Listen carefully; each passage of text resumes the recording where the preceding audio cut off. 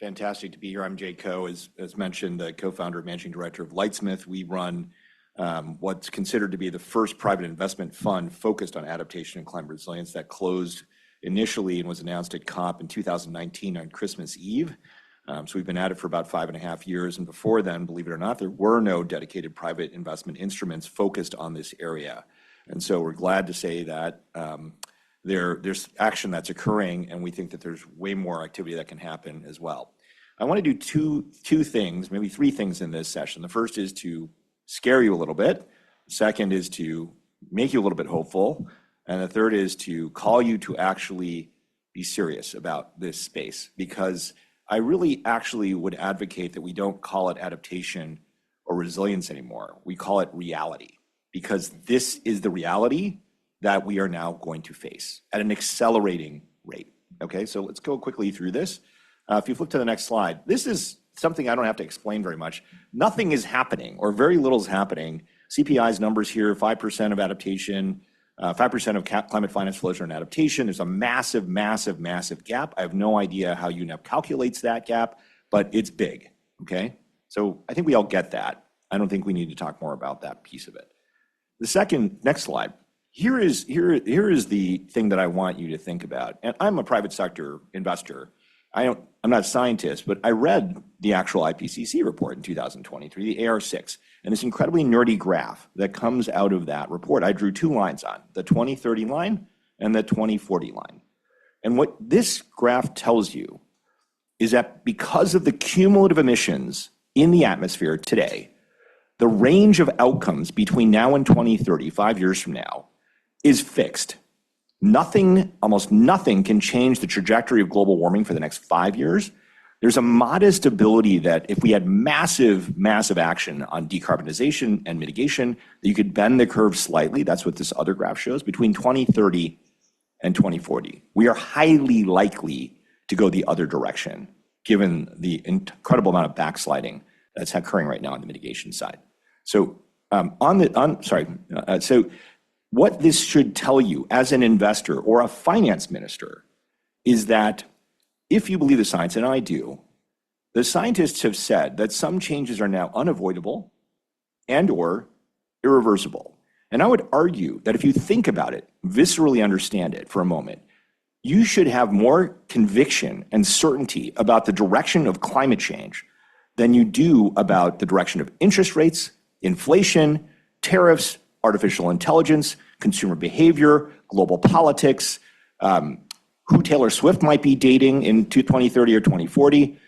In this universe, as an assumption you're making about your fiscal space, you have more certainty about this trajectory than almost anything else in this increasingly chaotic and uncertain world. I don't know where interest rates will be in 5 years or 15 years. I don't know where inflation will be. I have no idea whether the tariffs are going to change tomorrow or change back 2 days from now. But I do know if this meeting is happening in 2030 or 2040, the science tells you this will have occurred, period, okay? And the only thing that can change this trajectory in the next 5 to 15 years, which is well within the investment horizon and the fiscal planning of anyone in this room, is like a super volcano explosion. Like a Pinatubo event is the only thing that could derail this trajectory for about a year. That's it. So the next 5 to 15 years, this is the reality we are facing. It is an unavoidable reality. Now that creates an opportunity, because if you know that this is part of your investment assumption, just like you have assumptions about interest rates and inflation, which are way more variable, and tariffs and geopolitics, you can plan around this, and it creates the opportunity to take action right now. But you have no choice. Let's be very clear about that. So that's my scary piece of this. And the interesting thing is this is actually very compelling to investors, because they now realize that I have no certainty about a whole range of other economic factors, but this reality is coming. It's here, and it's going to accelerate. Okay, so that's my scary piece. All right, there are solutions. Next slide. You know, as Nicola referred to, there are blended finance strategies that occurs. The first solution that we propose from the private sector is we are actually managing this fund. We've completed 7 investments in the first private investment fund for adaptation and climate resilience. To Stefan's point, these are investments in the resilience through transactions, right? So this is technologies and solutions in the private sector that can make your agriculture system more resilient to climate change, that can make your supply chain more resilient to climate change, can make all of your energy investments more resilient to climate change, because the reality of climate change is coming. It's here and it's going to accelerate. That's true in the water sector, the ag sector, the healthcare sector. 12.6 million new cases of dengue fever across Latin America last year, beginning, not the end of these challenges. In every sector of the economy, the reality of climate change is going to accelerate. So we're investing in technologies and solutions that can actually address that. And that is the difference here, I think, in the assumption about resources. In an increasingly constrained environment of resources, with an increasingly constrained environment for time, that climate change is going to accelerate, the only way out of that trap is technology, right? Is the ability to see around the corners and actually have much more productive, much more agile ways of running the economy. So what are we talking about here? If you flip to the next slide, here's just two quick examples of investments that we've made in this fund. One is a satellite imagery company that uses artificial intelligence. The supermajority of the employees are in India, and they analyze vegetation risk for utilities. They look at 65 utilities around the world. They're starting to penetrate now into Turkey, Brazil, El Salvador. And the point is, there are 7 million miles of transmission and distribution lines for power in the United States alone. All of them are increasing fire risk and storm risk. If you want the energy transition to work, you're going to have to transmit electricity from whatever source. And if you don't proof it against fire, flood, risk, storms, you will destroy the energy system. So your choice is not a resilient energy system or a not resilient energy system. It's a resilient energy system or a destroyed energy system. And I'd argue for fiscal purposes, it's a competitive advantage. If my country can continue to operate in the inevitable environment and yours can't, I will have a competitive advantage. I will have growth and you will not. Okay, and that's true of every company and everybody else. A homegrown company in Brazil does precision agriculture, covers over 90% of the sugarcane industry in Brazil and moving into other crops, increases efficiency, reduces cost for fuel, for water, for fertilizer, for pesticide.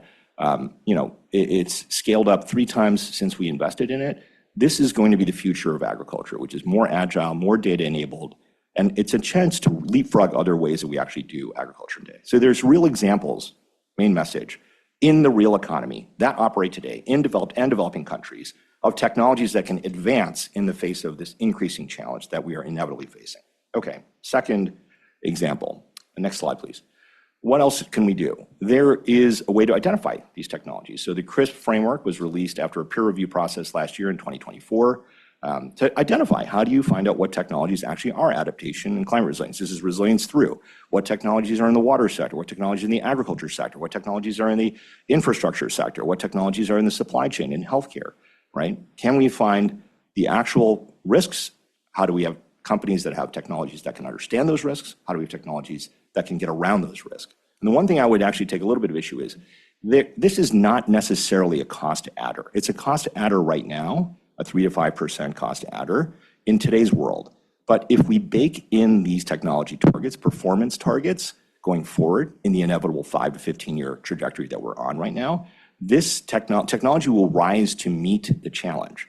Every couple of years, the United States increases fuel efficiency standards, and the automotive sector said it's going to bankrupt everything. And magically, the cost of cars grows about the rate of inflation because technologies are created to create that efficiency. So we can find these technologies. Next slide. We are working on developing an integrated investment platform together with several Nordic countries. We used to be doing this with the United States as well, not any longer. That actually takes the equity investments that we're doing and the technical assistance activity that we're doing to bring that technology as rapidly as possible to small island states and low-income countries, and adding a credit strategy to it in an integrated platform approach.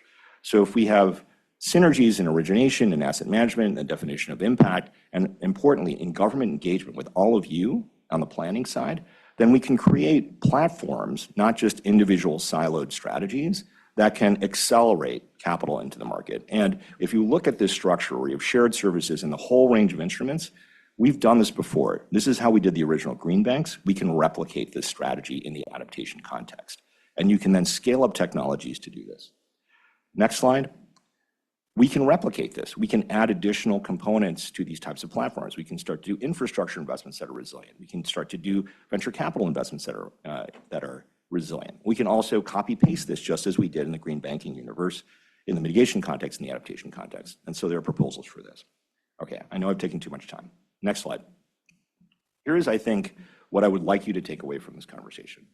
The first is, this is absolutely happening and unavoidably going to happen in the future. This is not a, incremental question or a choice that you have. This is the inevitable future. It's not resilience or adaptation, it's reality, okay? Forever. It's a first and second derivative problem. Things are changing, and the rate at which they're changing will continue to change now forever, well past 2100, but certainly in the next 5 to 15 years. Number two, there are ways that public and private can work together. We've done that in the first blended finance fund for adaptation on the equity side, and with technical assistance, we can do that and build platforms that include credit. We can also use technical assistance to transfer that technology rapidly to low-income countries and small island states. We've taken some water technology and brought it to Tonga, Vanuatu, and Papua New Guinea using grant strategies that could lead to commercial deployment. Otherwise, those technologies are not going to get to those countries for 10 or 20 years, and they don't have 10 or 20 years. Finally, my last call to action is this. The fiscal space is getting smaller. The time is getting shorter. We need to be serious. Who is the coalition, not of the willing, but the coalition of the serious? Fewer resources, accelerating impact, inevitable, unavoidable change. With the limited amount of activity we have right now, the only thing that we can do is invest in these kinds of technologies and capabilities with whoever is serious enough to move forward, because this is definitely going to happen. Thank you.